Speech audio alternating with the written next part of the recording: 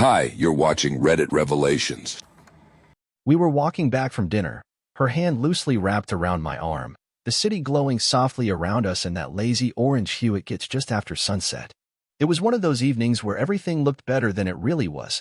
People smiling on patios, soft jazz spilling from open windows, the illusion of peace wrapped around everyone like a warm shawl. We just finished a quiet meal. No arguments, no tension, just calm. I remember thinking, maybe this was a good sign. Maybe we were rediscovering something between us. I didn't know yet how wrong I was. She looked over at me and smiled. It wasn't the full smile, the kind that reached her eyes. It was the curated one, the polite version she wore at work or when talking to strangers in elevators. "I've been meaning to tell you something," she said, her voice calm, so quiet I barely caught it over the sound of a passing bus. I slowed down, thinking maybe it was something sweet. She said, "I think I need to start existing more for myself. I've been living too much through your pace." The words weren't harsh. They didn't come with blame or raised eyebrows. They were gentle, measured, like something she'd rehearsed in her head a dozen times to make sure it didn't sound like an attack. "What do you mean?" I asked, stopping under a street lamp. Her eyes flicked toward the glow, then back to me. "I've been giving too much of myself to this version of us," she said, her tone steady, "and I don't know that it's sustainable. I want to explore who I am, without the frame of being your wife." Her voice didn't break once. No emotion, no apology. Just a soft detachment that made it feel like she was talking about rearranging furniture, not dismantling a marriage. I stood there, trying to keep my breathing even. I remember the weight of the air, thick with car exhaust and something far more pungent, realization. This was a decision, one I hadn't been part of. She had already rehearsed it, accepted it. I was just being looped in as a formality. She squeezed my arm like it was some sort of kindness and then kept walking. I followed in silence, because I was trying to stay inside my body long enough to understand what had just been handed to me. That soft delivery, the casual timing, the choice to do it on the walk home from dinner, it wasn't random. It was intentional. I let her talk the rest of the way home. She spoke about needing space to rediscover her own rhythm, about personal evolution and self-worth. Her words sounded almost noble, as if she were liberating herself from a weight I had unknowingly placed on her. But I had felt it building for months, the distance, the sudden distractions. I had chalked it up to stress. Maybe burnout. Never once did I suspect she was crafting an exit disguised as enlightenment. When we got inside, she didn't avoid me. She poured herself tea, kicked off her shoes, even lit a candle like it was any other night. She asked if I wanted some tea, too. I said no. I watched her, moving through the kitchen like a woman completely at peace. And I realized then, this wasn't the beginning of a drift. It was the middle of one I hadn't noticed. She had been slowly detaching, one stitch at a time, while I thought we were just in a quiet season. It was how calmly she believed she was justified. How cleanly she had packaged it, her decision, her journey. She had framed it as growth, as healing. Growth doesn't come in silence while the other person stays in the dark. I excused myself and went into the bedroom. She knew what she had done, and she was waiting for me to react, maybe to lash out. I sat on the edge of the bed, the room dim and quiet. I looked around at the framed photos, the shared books on the nightstand, the traces of a life built in tandem, and I let the silence settle over me. Because something in me had shifted too. I didn't know what I was going to do yet, but I knew this. She thought she had delivered her truth in the gentlest way possible. The next few days passed like I was watching them happen to someone else. I went through the motions, woke up on time, got dressed, made coffee. I even smiled at people when I needed to. But inside, it felt like I was sitting at the bottom of a swimming pool, hearing everything through a layer of heavy water. Distant. She acted like nothing had changed. Like she hadn't turned the axis of our relationship a few degrees the night before. She still laughed at her phone in the morning, still played her usual Spotify mixes while getting ready. She didn't ask how I was feeling, or if I needed to talk more about what she'd said. That's when I knew she wasn't testing the waters. She had already set sail. She was just waiting for the moment to formally announce the destination. But the thing is, once someone shows you what they're willing to say gently, you start wondering what they're willing to do quietly. So I watched. It started with small things. I noticed she began leaving the house earlier on Fridays, claiming she had picked up a new client. She didn't volunteer details, which was strange for her. She used to tell me everything, every text, every email. But now, her words had become vague, curated. Sentences started with, "I think," or "they said," or something came up. Nothing anchored. One afternoon, I got home early from work and found the second bathroom door locked. That one always stuck slightly when closed. It didn't even latch properly. I could hear her talking softly on speakerphone, pacing. She never used that bathroom. It didn't even have the good lighting she usually insisted on. I just stood outside and waited. When she opened it a few minutes later and nearly jumped at the sight of me, she laughed a little too hard. "God, you scared me," she said, brushing past me. "I was just catching up with Rachel." Rachel, her old college roommate, who lived 2 time zones away and hated talking on the phone. I nodded, didn't question it, but I marked it. It was one more piece of a growing pattern. Then there were the emails. We shared a family laptop, mostly for bills, scheduling, travel. It was logged into our shared account, and she'd always use it in the living room like it was nothing. But one evening, I walked in, and she slammed it shut like a child caught sneaking a beer. Her eyes flashed, just for a second, then went neutral. "Just some boring contract stuff," she mumbled. "You wouldn't be interested." She forgot that I handled contracts at my own job, that I could recite some clauses in my sleep. She didn't even bother faking it well anymore. That night, I waited until she fell asleep and opened the laptop. I wasn't trying to be petty. I just needed clarity. Her inbox was clean. Too clean. Empty, except for one newsletter she hadn't unsubscribed from. I checked the trash folder. Nothing. The search history was gone. Even the cookies wiped. She never cleared her cookies. That woman barely knew how to bookmark a page. I didn't sleep that night. I lay beside her, staring at the ceiling like it might have answers in the paint. The next morning, I started digging, like a man trying to survive an emotional ambush. I opened our financial app, the one we both had access to, and filtered recent transactions. A few stood out. An unfamiliar hotel name. A new gym membership across town. An Uber receipt to an address that didn't match any of her clients. None of them were outrageous. Nothing that screamed betrayal. But collectively, they hummed like a wire under tension, just enough current to mean something was running behind the scenes. The one who believed her love for me was steady, something we could troubleshoot. That version had died the night she called our life together unsustainable in the same tone someone might describe poor time management. I shifted my hours at work, adjusted my schedule without telling her. I started keeping a private log, dates, inconsistencies, receipts, her tone shifts, all of it. I began compiling a picture she was hoping I'd be too emotionally stunned to build. But what broke me, what truly finalized my transformation from confused husband to something colder, was the discovery of the calendar. She kept a private planner on her phone, separate from the shared Google Calendar we'd used for years. I stumbled on it by accident. Her phone buzzed while she was showering, and I went to silence it. The screen lit up with a preview from a private scheduling app. Wellness retreat. Friday, 7 p.m., the Monarch Suite. We had no upcoming vacation planned, and she had told me she'd be at her mother's that weekend. The Monarch was a boutique hotel downtown, expensive, high-end, not the kind of place you'd go for solitude. I opened the app. She had dozens of entries, appointments, coaching sessions, healing weekends. All vague. All tucked neatly away from our shared reality. I closed the app and set the phone back on the nightstand. I sat in the hallway for a long time, not sad, just aware. She wasn't preparing to leave in some big dramatic way. No, she was slipping out piece by piece. Emotionally, financially. She was building an escape hatch while still smiling across the dinner table. And the worst part? She assumed I was too numb, too passive, too stuck in love to notice. The storm inside me wasn't thunder. It was pressure. Silent, gathering, deliberate.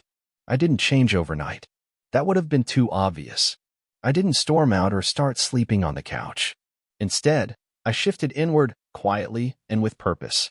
The man she thought I was predictable, too soft to act, began fading into the background. In his place, someone else was starting to form. Not cruel. Just done. I stopped trying to fix things. That was the first shift. No more emotional check-ins, no more thoughtful texts or surprise coffee deliveries to her office. I used to do those things out of love, believing they mattered. Now I saw them for what they were, crumbs I threw down a well, hoping for an echo that never came. When she noticed the absence of those small gestures, she didn't say anything, but I could tell. Her eyes lingered on me longer in the mornings. There was a question forming behind them. She just didn't want to be the one to ask it. Then I stopped explaining myself. If I came home late, I didn't offer reasons. If I left early, I didn't leave notes. I started creating silences where there had once been narrations. At first, she didn't react. She liked control disguised as calm, preferred indifference to confrontation. But after a few days, the tension built, almost imperceptibly, like humidity before a storm. One evening, she glanced at me over her wineglass and asked, "Everything okay at work?" I nodded, smooth as ever. She didn't press further, but her lips tightened slightly as she sipped. I realized then that she was starting to feel it.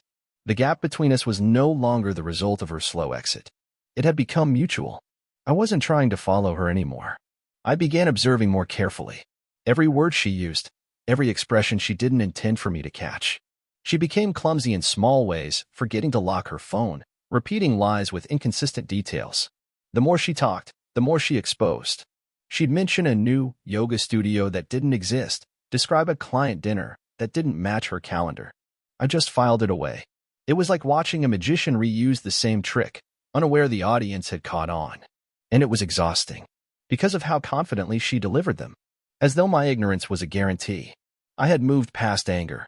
I was in that quiet place you reach after the last storm, where the debris settles and you see the landscape for what it really is. I no longer wanted to win her back, and I wanted to make sure that when I stepped away, I never had to look back. That's when I started making adjustments of my own. I met with a financial advisor, someone I knew from a past client project. Discreet, experienced. I told him I wanted to reorganize my assets, streamline things in case of an emergency. He didn't ask questions. I transferred certain funds into an account under my name only, closed a few joint investment holdings, and rerouted my payroll to a separate bank. At home, I offered nothing but routine. "Long day," she'd ask casually, stirring her tea. "Yeah," I'd reply, with a smile that meant nothing. I even planned a weekend getaway for myself. Told her it was a leadership conference. She didn't seem suspicious. If anything, she looked relieved. She probably thought she'd have more time to herself, more space to continue her quiet desertion. But I wasn't going to waste the time. That weekend, I stayed with an old friend, someone who owed me a favor. We combed through her online presence, dug into old social handles she'd stopped using but hadn't deleted. A few cross-referenced images gave us a name. A man she'd tagged on Instagram in a story over a year ago. Back then it looked harmless. Group photos, party settings, professional meetups. But now, looking at the timeline, it was a pattern. He appeared exactly when the intimacy between us began evaporating. Same expressions, same private jokes. Her face in those photos had the kind of glow I hadn't seen in our own house for months. I didn't feel rage. I felt confirmation. And that gave me freedom. I also found something else, an event. A panel discussion on personal transformation hosted at a boutique hotel. It was upcoming. She had mentioned it once in passing, casually, calling it a networking event. The guest list had been public briefly before the link was taken down. His name was on it. So was hers. They weren't trying to hide anymore. They just assumed I'd never look. When I got back home, she greeted me with a perfunctory hug and an easy smile. "How was the conference?" I looked her right in the eye and said, "Enlightening." She laughed like she always did when she didn't understand the joke, then turned and asked what I wanted for dinner. That night, I lay awake thinking not about what I'd discovered, but how she hadn't noticed that I had already begun stepping away. She still thought I was playing catch-up, still assumed I was one step behind her evolving independence. But she was wrong. I had started leaving emotional fingerprints behind every conversation. I recorded interactions, archived texts, built a timeline she never knew existed. Not to punish, but to ensure that when I decided to end this, I would do so with truth. Because the person who walked out of this relationship wasn't going to be the man she thought she had outgrown. He was already gone. What remained was someone far more precise, far less willing to beg for clarity. She had called her shift spiritual. But there's no healing in manipulation, no growth in secrecy. And what she didn't realize, what she couldn't see through the haze of her own self-delusion, was that the most brutal consequence isn't abandonment. It's irrelevance. And that's exactly what she was becoming. She kept spinning her narrative effortlessly. Or so she thought. While I was building mine, quietly, carefully, she was still treating this as some high-minded journey of personal liberation. Every conversation she started was now cloaked in vague spiritualism, about alignment, and the self beyond the structure of marriage. I'd sit across from her as she spoke, nodding, sometimes even smiling, and all the while I was watching her throw away what she once begged me to build. I'd been cataloging her contradictions for weeks by now. The studio membership she claimed was for wellness, yet never once wore the gear she bought for it. The coaching program she insisted she'd been selected for, though no one by that name ever appeared on the organization's speaker list. And the hotel, the Monarch Suite, had shown up on her credit card again, this time masked under a wellness spa cover. Let her believe that she was guiding the boat toward the shore she'd already claimed as her next phase. While she tiptoed into her next life, I dismantled the one she thought would keep her safe. I started with the account she didn't know I knew she accessed. Years ago, I had opened a joint savings account that we rarely touched, a future fund, we'd called it. She used to ignore it, said it stressed her out to think about savings.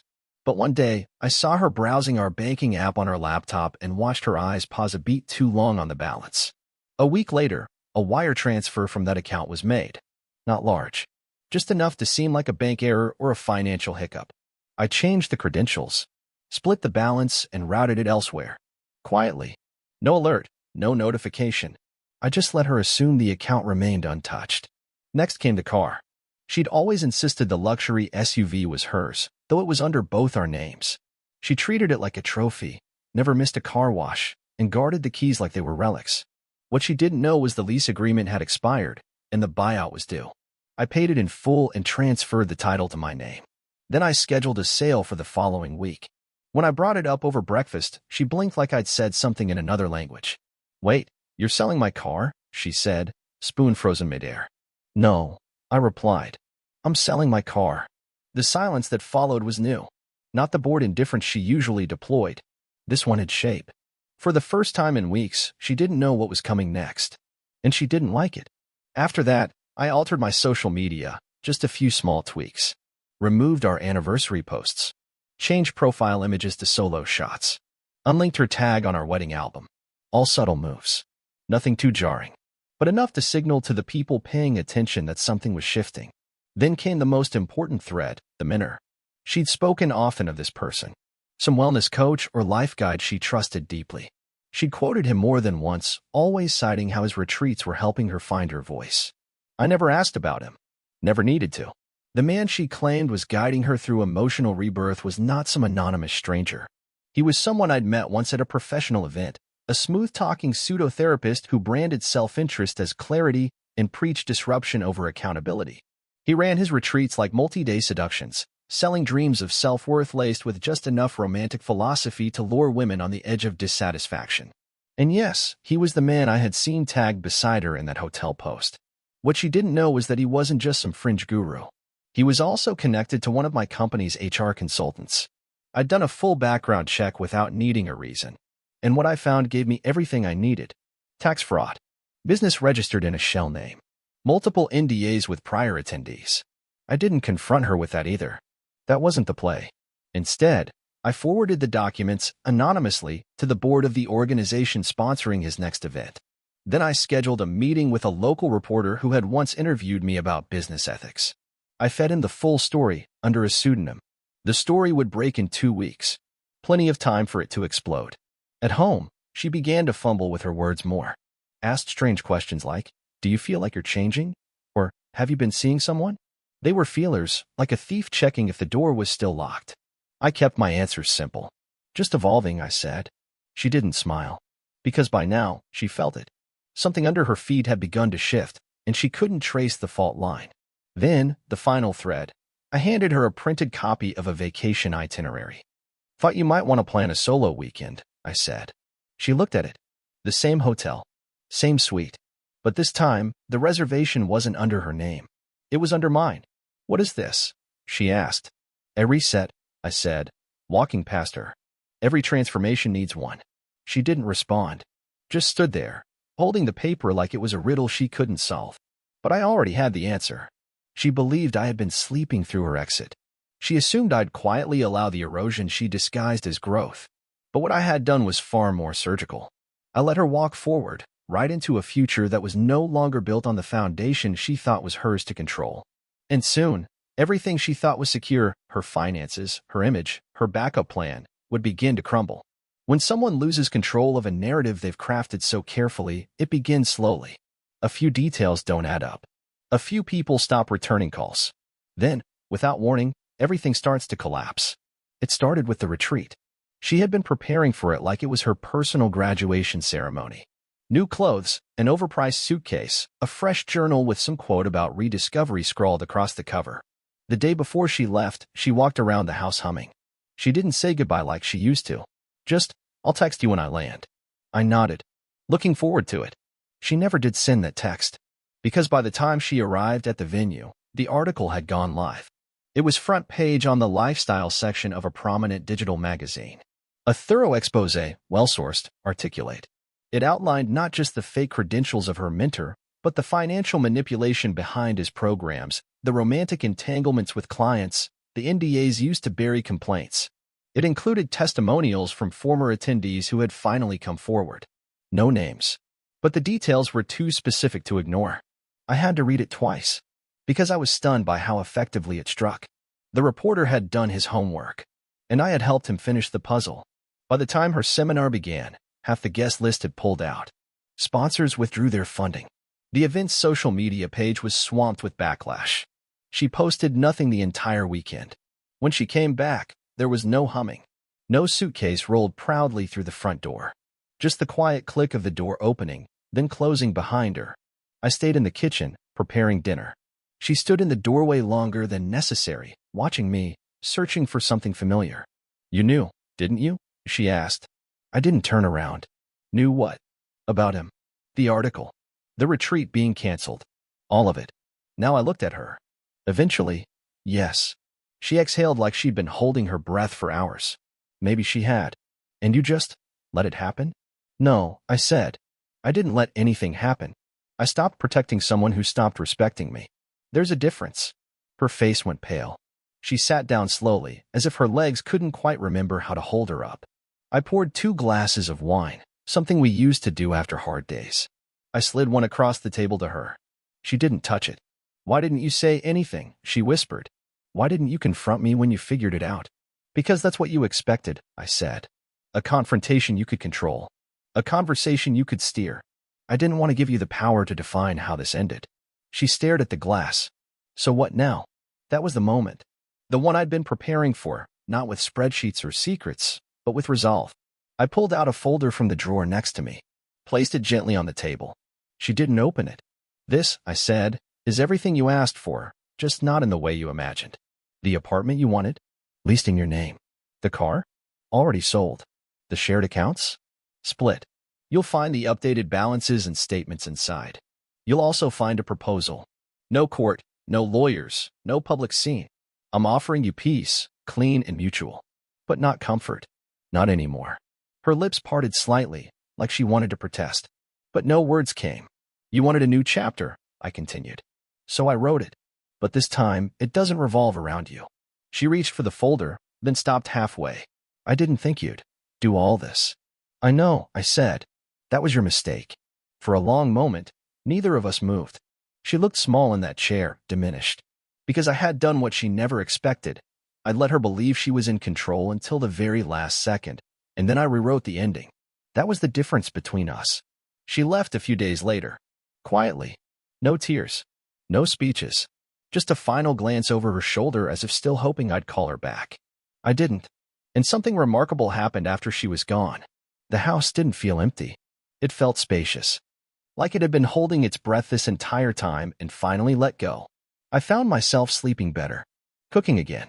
Reconnecting with people I'd neglected. But more than anything, I felt whole, because I hadn't let her version of the truth erase mine. People say closure comes with forgiveness. Maybe. But for me, it came with clarity. With knowing I didn't just survive her departure, I orchestrated my own liberation. She thought her words were measured, that her detachment would go unnoticed, that she'd leave a man too afraid to stop her. What she didn't realize was that I was never trying to stop her. I was just waiting for her to go far enough, so I could finally show her the difference between quietly breaking someone's heart and decisively breaking their illusion of control. And when I did, it shattered everything she thought was secure. Dear listeners, please share your thoughts in the comments, and do not forget to like, share, and subscribe to the channel.